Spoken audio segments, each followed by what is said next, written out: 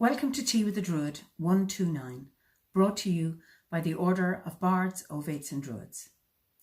Eimear Burke here, and I'll be hosting Tea with the Druid for the next 4 weeks, while Philip has a well-earned rest. One of the arts of Druidry is storytelling, and I love to tell a story. And for me, stories serve different functions. One, can be entertainment, they're humorous, they're fun, but they can also bring about profound healing. Others can be like a parable with a moral in them. And then sometimes when ideas are too complex to understand, stories give us a window into a deeper understanding so that we can access those ideas. And I love the quote by Anne L. Watson.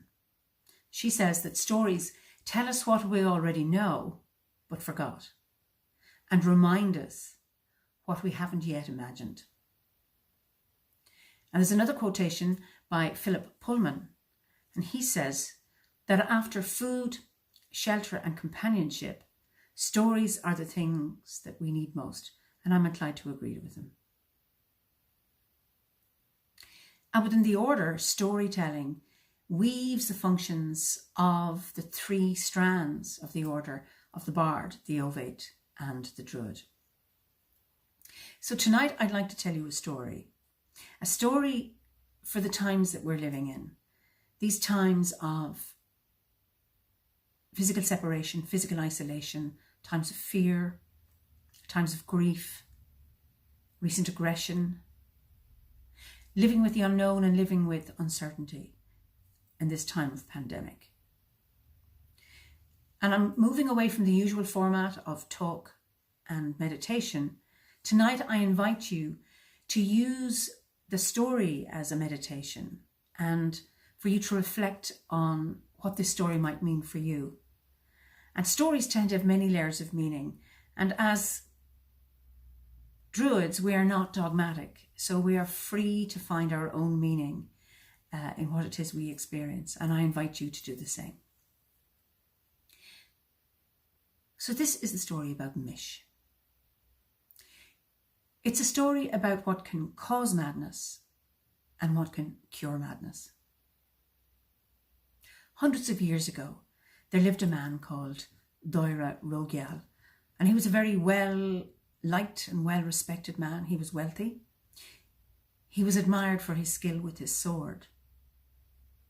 And he had a beautiful daughter named Mich, and he loved her dearly, for her mother had died many years before that. And they only had each other. Now Mich was very beautiful, but not only was she beautiful, she had the vision and perception of the hawk. She had the stamina of the stag, the wisdom of the salmon, the endurance of the boar.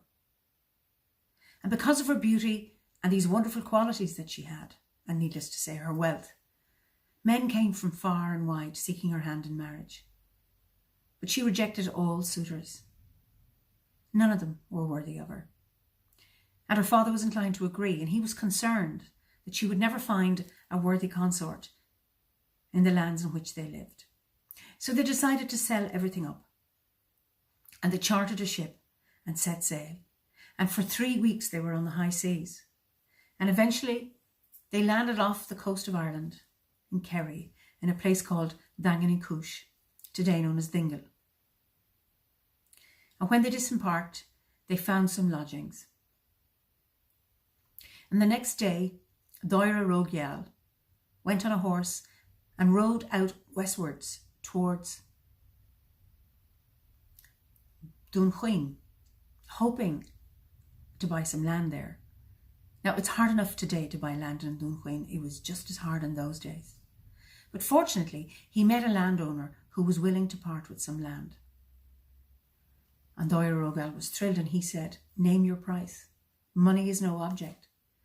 And the landowner said, "I don't want your money. What I want are your skills with your sword." Doire Rogial, being very competent with a sword, thought nothing of it. The landowner said it was just a minor dispute, and hopefully it'll be over in a day. So they shook hands on it, and Doire Rogial rode back to Dingle, very pleased with the deal he had struck. And when he told Mich that he'd got some land, and she said, how much did it cost? And he said, nothing. I just have to join in a battle tomorrow, and that's the price. And this foreboding and fear went into her heart, and she said, Father, please do not go, for I fear you will not come back to me, and I will be left alone. And he looked into her eyes and confidently said, I promise you, I'll be back by tea time. It's only a skirmish. So they had a sad last meal together, and then they went to bed, and Mich tossed and turned, and Doira, he slept the deepest of sleeps, fully confident in his skills as a swordsman. And it was with great sadness the next day that Mich said goodbye to her father, and he looked again into her eyes and he said, I promise you, Mich, I will be back by tea time. And she watched him with a heavy heart as he rode away. And out he went to Fiantraw, Ventry, and the battle began. And needless to say, it was a bloody, futile battle, as battles are.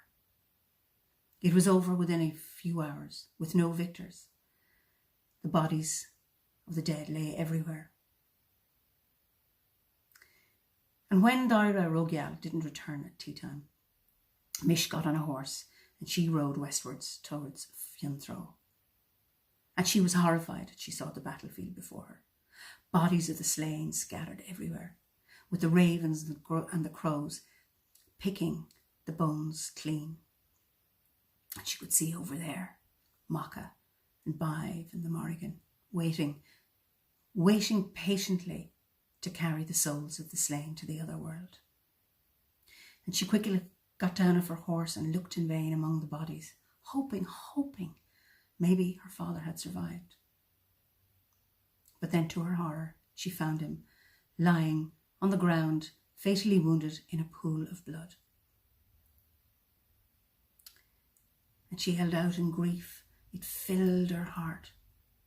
And then she threw herself down on his body and she began to drink his blood. And when she had drunk her fill, she sealed up the grief deeply in her heart. And it was replaced by a raging anger. And then she jumped up and flew off in a frenzy of madness eastwards and landed on the top of a mountain. To this day is known as Sliabh Mich, the mountain of Mich. And such was Mich's rage and anger. She could never sit still. She would run back and forth along the ridge of the mountain, destroying any living creature that came within her way. And the years went by and she became madder and madder. Her hair grew long and became dreaded as it caught the grime and the mud and the leaves of the mountaintop. Her nails grew long until they became gnarled and twisted and as sharp as an eagle's talons. She grew whiskers on her face. And she roared and wailed at night. And people who heard it down in the valley said it was much more terrifying than the howl and the wail of the banshee. And parents used to threaten their naughty children with sending them to Mich if they didn't behave. So every few years there would be a young generation of young men wanting to prove their worth would dare each other to go up the mountain to see if they could slay Mich. And up they go, full of confidence with their swords. But as soon as she laid her eyes on them, she would grab them and just tear them to shreds and scatter them to the four winds. And this went on for a few hundred years. Mich knowing nothing other than her madness, her anger and her rage. And then it was during the reign of Fela Mac Criven in the barony of Clan Morris. He issued a decree that nobody was to kill Mich, but he offered a reward to anybody who could bring her down the mountain safely. So here was another opportunity for the young men to prove their valour, and off they went. But as soon as she laid eyes on them again, she grabbed them in her talons, tore them to shreds and scattered them to the four quarters. So the older warriors of Munster tried their luck. They met with the same fate. Then the warriors from Connaught, from Leinster, from Ulster, and they too met the same fate. And warriors came from Britain and Europe and from the 4 quarters of the world. And they all met with the same end. Now, Phelim MacGriffin had a harper called Dubh Rush. Now, Dubh Rush was one of the most magical of harpers. He was one of those harpers that could call out the 3 noble strains from the harp. The Gyan 3, the joyful strain, the Gull 3, the sorrowful strain, and the Suan 3, the calming strain or the lullaby. And anyone who heard him was just filled with ease and joy and laughter at the magic that he could weave with his fingers on those strings. So Dubh Rush went to Phelim and said, "Why don't you let me go?" And Phelim said, "You, a harper? Do you really think you're going to charm her with your harping?" And Dubh Rush looked at him and said, "All I need is a handful of silver and a handful of gold, and your blessing, and I will bring her back." Well, he was a free man, so Phelim couldn't keep him, and he said, "Fine, I will give you the gold and silver, but I wish you luck." And he gave him the gold and silver and said goodbye, thinking he would never see his harper again. So Phelim, or Dubh Rush, packed some cheese and bread and some extra clothing, and he put the gold and silver in one bag, and he put his harp into his otterskin bag, and he set off for Slieve Mich. And it took him 3 days and 3 nights until he arrived at the place where he thought she might be.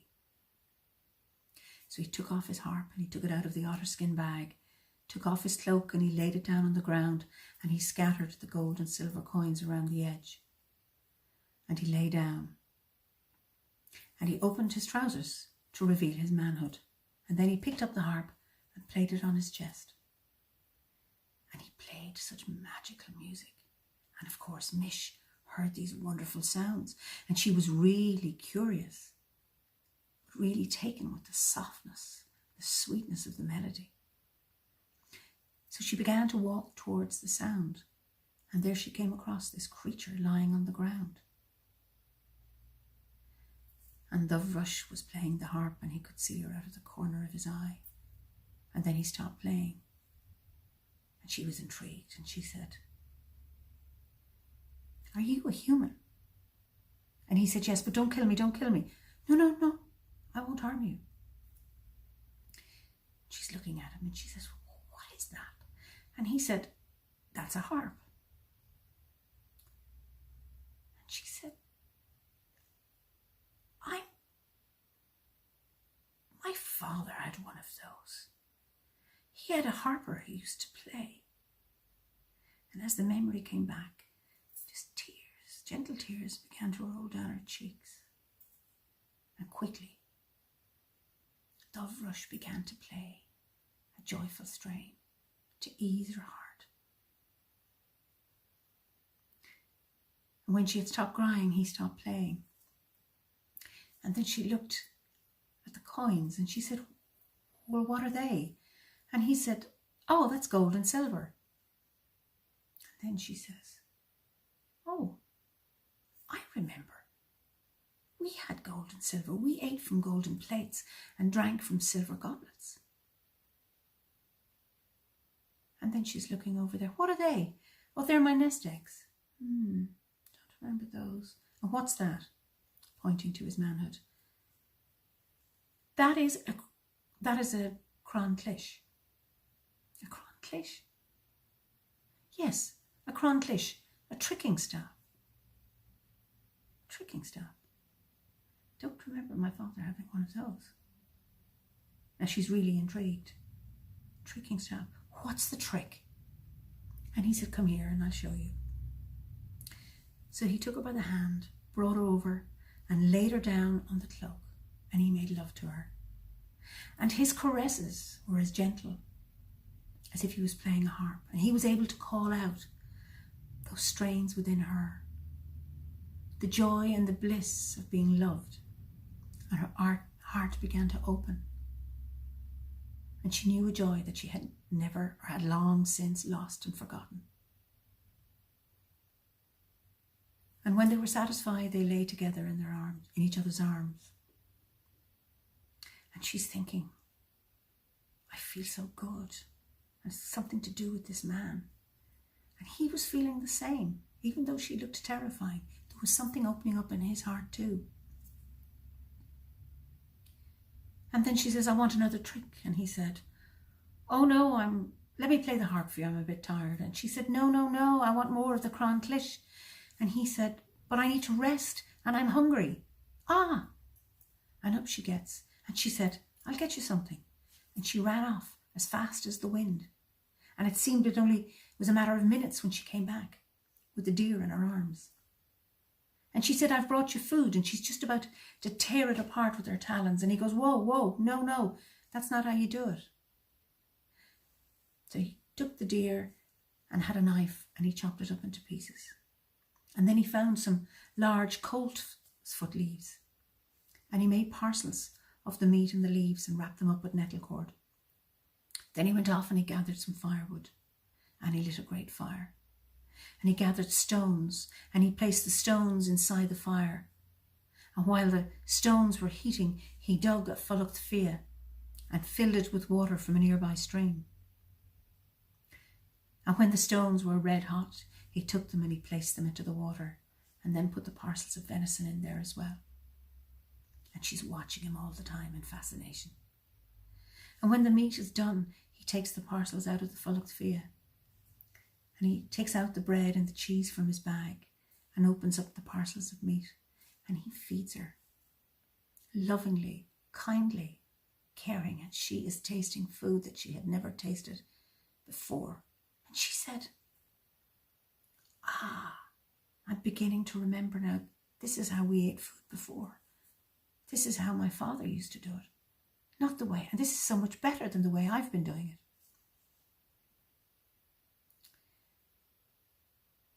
And then when they'd eaten their fill, he took her by the hand and he led her into the fulucht fia and he started to wash her, taking hundreds of years of muck and mud and grime from her skin.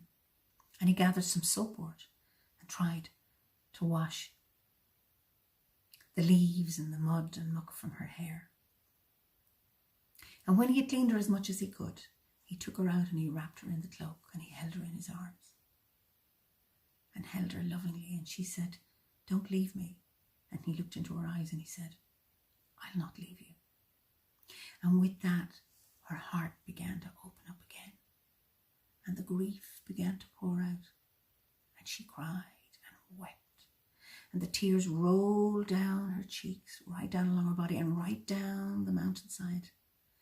And she released all that pent-up grief that had been held, locked deeply in her heart for those hundreds of years. And when there were no more tears to be cried, Dubh Rush made love to her once more, and then they fell into the deepest of sleeps. And she slept with peace for the first time in hundreds of years, where she dreamt of joy and happy things and remembered her father and laughter and happiness and song and music. Dubh Rush woke up early the next morning and he could see the deep sleep that Mich was in and he hadn't the heart to wake her. So he gently got up and he built a little bothy around her, covering it with leaves to shelter her. And off he went hunting. Later, when Mich woke up and she looked around and there was no sign of Dubh Rush, she panicked. She thought he had gone and that she was abandoned for a second time. And she wept and she wailed and wailed and wailed. Fortunately, Dubh Rush heard her crying and he came back and he said, what's the matter? She said, I thought you had left me. And he said, I told you, I will not leave you. I cannot leave you. For something had opened up in him as well as with her. So they stayed on the mountains for a number of months, and each day Mich's memories began to come back to her, and her heart opened up more, and her madness began to ease. She began to know peace and calm and tranquility once more. No longer did she have those fits of raging anger, but new laughter, new humour. And each day Dovrush would wash her, taking more and more layers of mud and muck and grime from her. And after about 3 months, he invited her to come down the mountain with him. And she agreed. And he took from his bag a dress that he had brought that first day.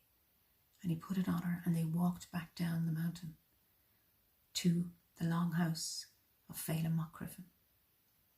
And it is said that she looked as beautiful on that day as she had those hundreds of years previously, with her long golden hair and her skin as white as snow and her deep blue eyes and lips as red as hawberries.